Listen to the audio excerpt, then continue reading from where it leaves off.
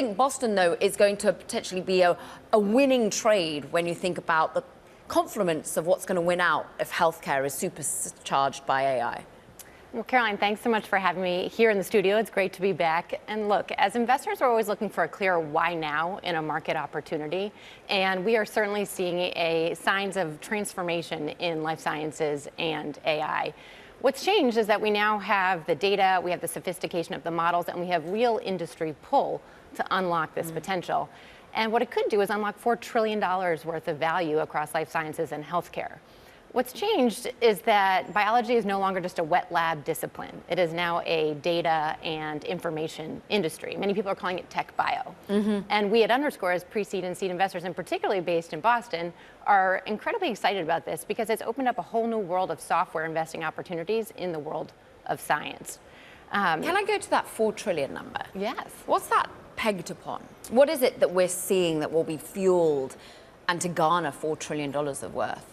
Well, if you think about what the combination of life sciences, and actually, honestly, all of scientific data and healthcare, it's across the gamut of how this gets done today. I mean, today it takes $2 to $3 billion per drug and decades to develop these therapies. Think about if that can get if that can get changed to be a fraction of the cost in a fraction of the time, the economic and the human impact of that is absolutely enormous.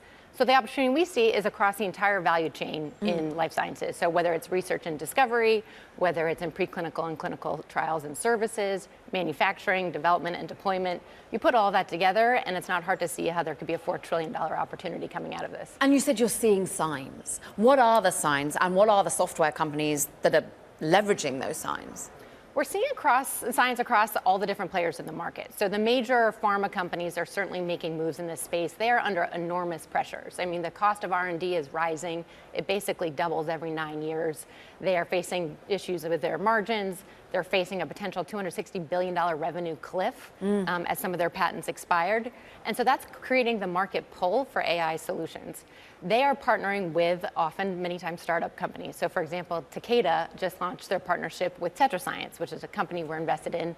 Think of TetraScience like the Snowflake, but specifically for scientific data.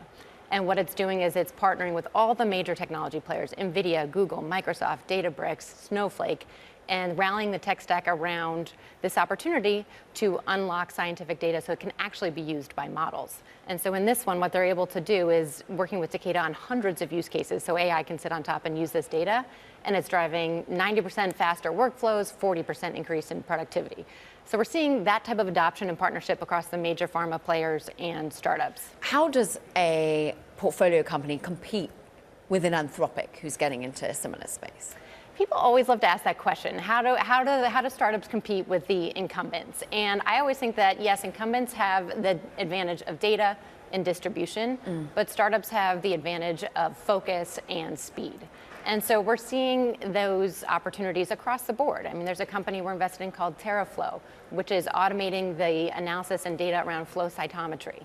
And again, I mentioned TetraScience. These are opportunities that require very specific domain focus, very specific types of people who can do it, and the ability to build in an AI native way from the ground up.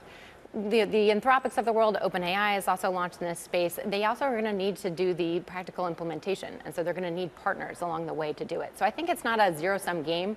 I think there's an opportunity for collaboration.